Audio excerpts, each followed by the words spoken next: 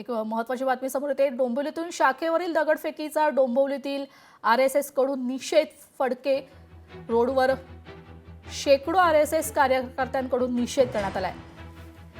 शाखेवरील दगडफेकीचा डोंबिवलीतील RSS कडून निषेध, तर फडके रोडवर शेकडो आरएसएस कार्यकर्त्यांकडून निषेध व्यक्त होतोय। हातात निषेधाचे फलक घेऊन जोरदार घोषणाबाजी देखील केली जाते।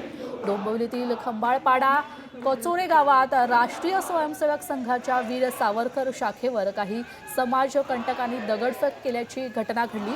या प्रकरणी टिळकनगर पोलिसांनी गुन्हा दाखल करताच 5 जणांना ताब्यात घेतले। यामधील 4 जण अल्पवयीन होते। या घटनेच्या निषेधार्थ आज संध्याकाळी डोंबिवलीतील शेकडो आरएसएस कार्यकर्ते, नागरिक, महिला आणि पुरुष फडके रोडवर एकत्र आले। त्यांनी निषेध फलक हातात घेऊन दगडफेकीचा जाहीर निषेध देखील केलाय।